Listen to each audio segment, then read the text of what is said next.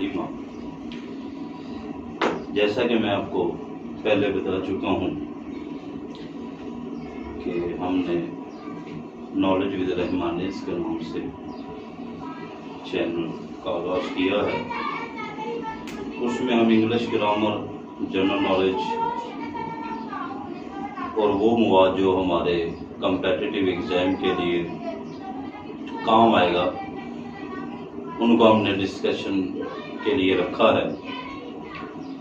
तो इसी सिलसिले की कड़ी का आज दूसरा लेक्चर है जी। पहले लेक्चर में हमने जो गोल्डन प्रिंसिपल्स देखे थे फॉर इंग्लिश राइटिंग के, आज हम कुछ एरर्स डिस्कस करने जा रहे हैं, कुछ ऐसी मिस्टेक्स डिस्कस करने जा रहे हैं। जब हम ट्रांसलेशन करते हैं तो वो हमसे अक्सर जो है वो वाक़या हो जाती हैं, जिसकी वजह से हमारा पैराग्राफ जो है उसका हुस्न और उसकी जो है करेक्टेबिलिटी जो है वो मुतासर होती है। तो हमारा जो आज का लेक्चर है उसका पहला जो रूल है, जो हम गलती एरर्स करते हैं, वो ये है। नंबर 1, वर्ब जो है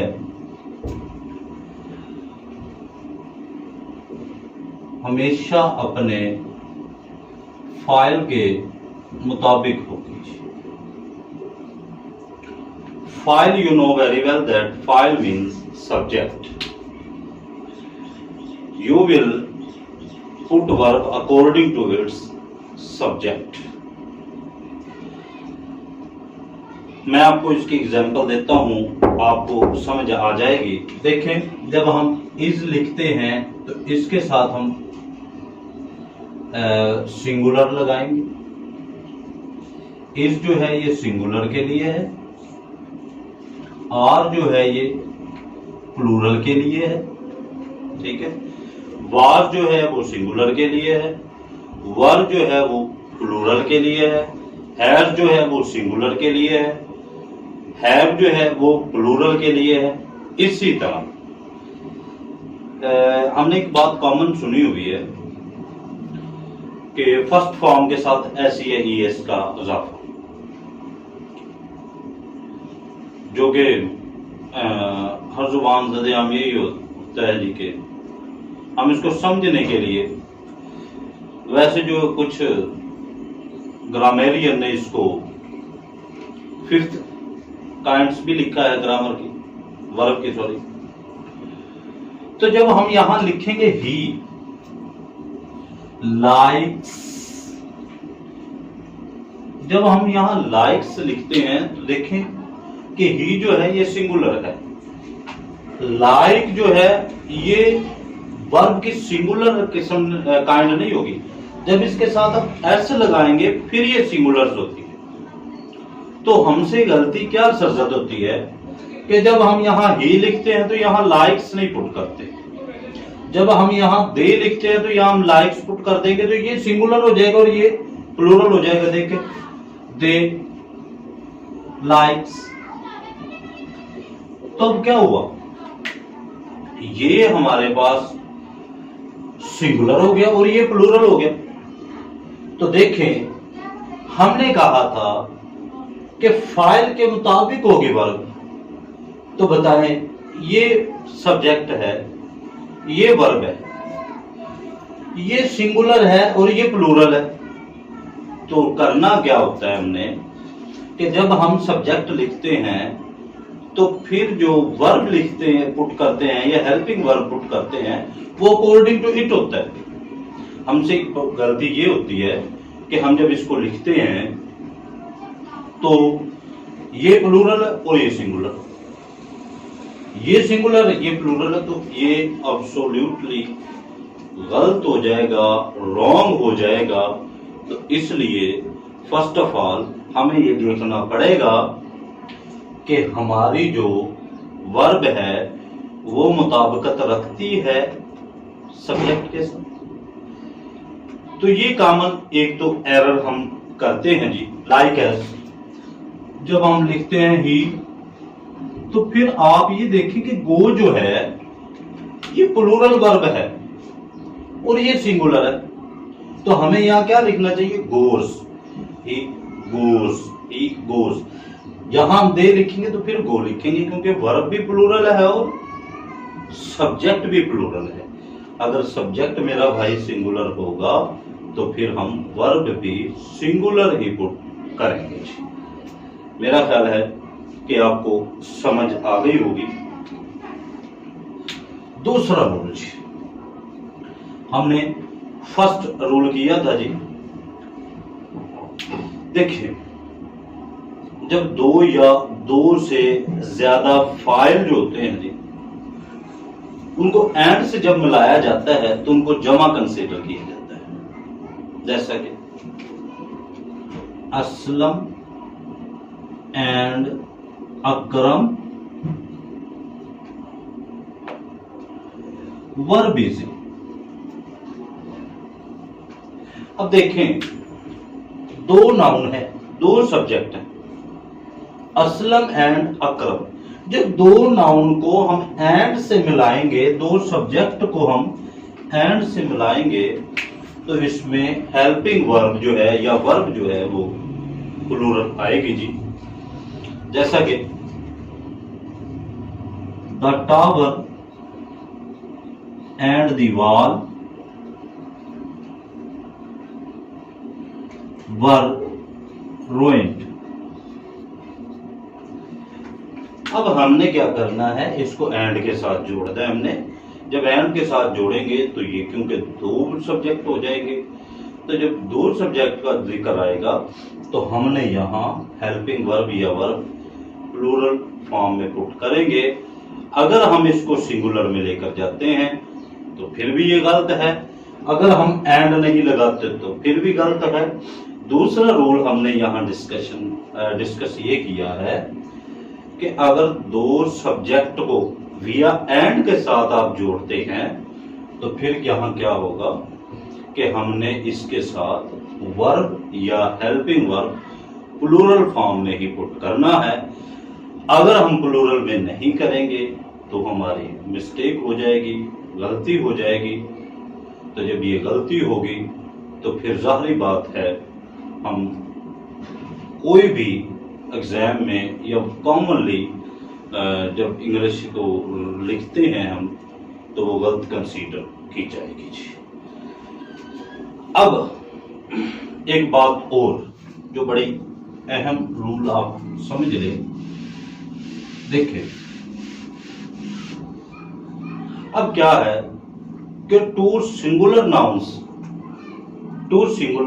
है, उनको ज्वाइंट आपने किया है एंड के जरिए, लेकिन उनका मतलब सेम पर्सन है। क्या मैं कह रहा हूं, दो सिंगुलर नाउन हैं, उनको आपने एंड से ज्वाइन किया है, लेकिन उनका मकसद या उनका मतलब जो है सेम पर्सन है, एक ही आदमी है। तो फिर आप क्या करेंगे, तो फिर आप सिंगुलर हेल्पिंग वर्ब या वर्ब लगाएंगे। कैसे, वो मैं अभी आपको जब एग्जांपल दूंगा तो आपको समझ आ जाएगा। देखिए, द पोइट एंड फिलोसोफर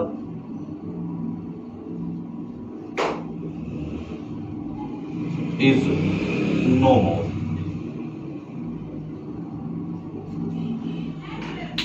अब बात गौर से सुनना। देखिए, दी पोइट, एक इसको हम ग्रामर की जुबान में आर्टिकल कहते हैं।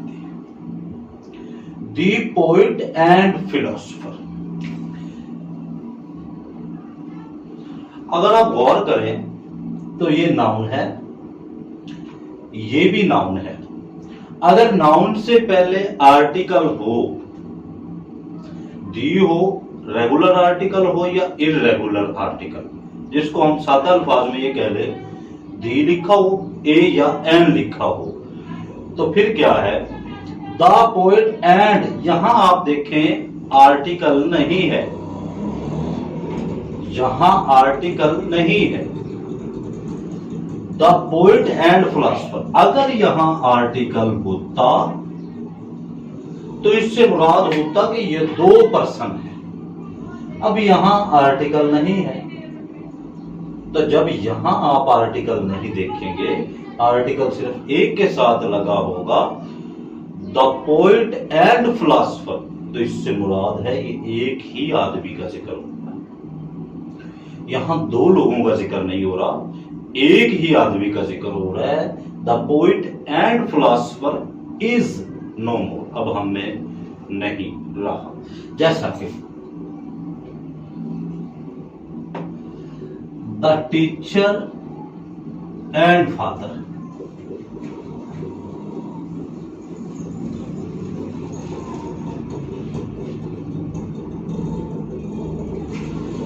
the teacher and father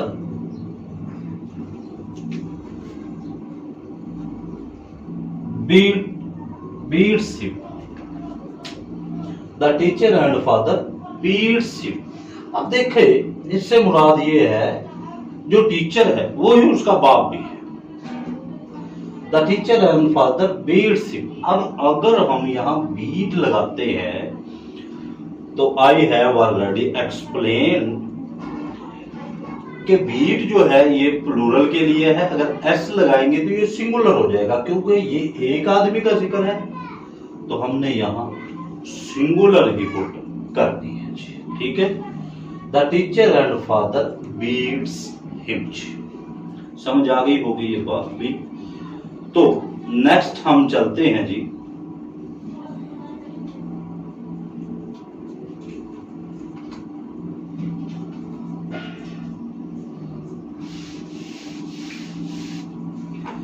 अगर ईच आ जाए, एवरी आ जाए, आइदर आ जाए, neither, nor, none, many of. अगर ईच आ जाए, एवरी आ जाए, आइदर आ जाए, नाइदर आ जाए, नन आ जाए, मैनी आ जाए, तो इसके साथ आप सिंगुलर के तौर पर ट्रीट करेंगे जी। कैसे? Each one of them was busy. Each आ गया, each one of them was busy। अब यहां हमने ये नहीं देखना कि them है तो फिर वर क्यों नहीं आया। each आ गया तो सिंगुलर आएगा, every आ गया, every person is guilty, neither of them is guilty। ठीक है, तो जब each आ जाए, every आ जाए, either आ जाए, neither आ जाए, नन आ जाए, मैनी आ जाए, मैनी और स्टूडेंट, मैनी और स्टूडेंट इज ड्रॉन्ड या वाज ड्रॉन्ड, बजाय के यहां हम प्लूरल लिखे देम की वजह से या मैनी की वजह से, तो इसको हम सिंगुलर ट्रीट करेंगे। ये वो कॉमन मिस्टेक्स हैं जिनसे हमको हमारे डेली रूटीन में वास्ता पड़ता है, और जब ये हम करते हैं तो फिर पैराग्राफ जो है वो मिस्टेक नहीं होती, वो फिर ब्लंडर की शक्ल इख्तियार कर जाता है। तो हमने यहाँ क्या लिखना है, each, every, either, neither, nor, none, etcetera. तो हमने इसके साथ पुट करना है जी सिंगुलर। इसको हमने ऑलवेज सिंगुलर ट्रीट करना है जी। ठीक है, उसके बाद एक चीज आपने यहाँ माइंड में रखनी है कि मैनी यहाँ का एक आध एक्सेप्शंस है, लेकिन यहाँ हम ये बात डिस्कस नहीं करेंगे जी, क्योंकि वो बात और जिम्मे में आ जाती है जी। देखें, अगला हम अब रूल पढ़ने जा रहे हैं जी कि अगर टू सिंगुलर नाउन्स हों, दो सिंगुलर नाउन है, दोनों सिंगुलर है, उनको ज्वाइंट किया है जी आइदर या आर से या नाइदर नार से, तो फिर आप सिंगुलर वर्ब लगाएंगे। मैंने क्या कहा है, दो बातें कही यहां। नंबर 1 मैंने कहा टू नाउन्स, इनको ज्वाइंट किसने किया हो, ज्वाइंट हो जी ये किससे, आइदर से, आइदर आर या नाइदर नार से।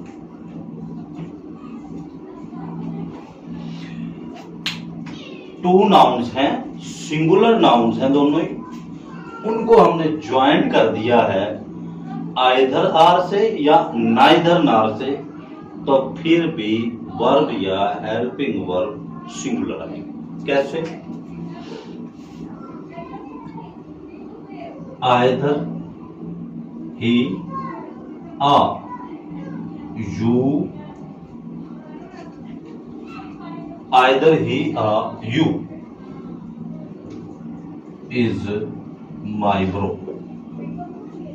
ठीक है, या हम ये कर लेते हैं, Akram, either Akram or Aslam meet me, meets me. ठीक है, मीट्स मी। अब यहां हमने सिंगुलर लगाया है, नाइदर यू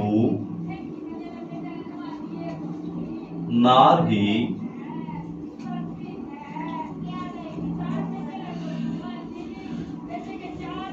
नाइदर असलम नार ही स्टील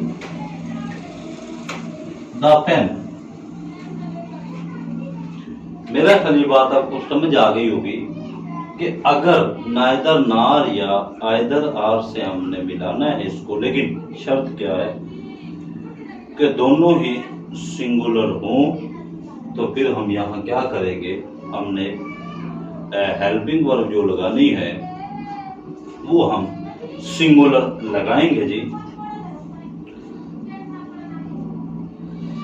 अब हम नेक्स्ट रूल जो देखने जा रहे हैं वो ये कि व्हेन टू सब्जेक्ट्स, दो सब्जेक्ट हमने मिलाया है आइदर आर या नाइदर नार, दो सब्जेक्ट हमने मिलाए हैं, दो या दो से ज्यादा इसमों को हमने आइदर आर या नाइदर नार से मिलाया है, तो फिर अपने करीब तरीन फाइल के मुताबिक होगा। अब यहां क्या है, यहां टू नाउन्स थे और दोनों ही सिंगुलर थे, लेकिन यहां अब क्या हुआ, एक तो सिंगुलर हो गया और दूसरा प्लूरल हो गया। तो फिर हमने क्या करना है कि अब हमने जो करीब तरीन हेल्पिंग वर्ब के होगा उसके मुताबिक हम हेल्पिंग वर्ब लगाएंगे। फिर मैं रिपीट करता हूं, पहले हमने ये बात कही थी कि नाउन्स तो दो हैं और हैं भी सिंगुलर, लेकिन अब क्या हुआ कि नाउन दो नहीं है, दो से ज्यादा है। अब नाउन दो से ज्यादा हुए, तो जब दो से ज्यादा ये हुए तो इसमें क्या हुआ कि सिंगुलर जो है और प्लूरल जो है दोनों को आमने सामने आना पड़ गया। तो फिर हम जो हेल्पिंग वर्ब लगाएंगे वो करीब तरीन फाइल के मुताबिक होगा, जैसा कि नाइदर ही नार वी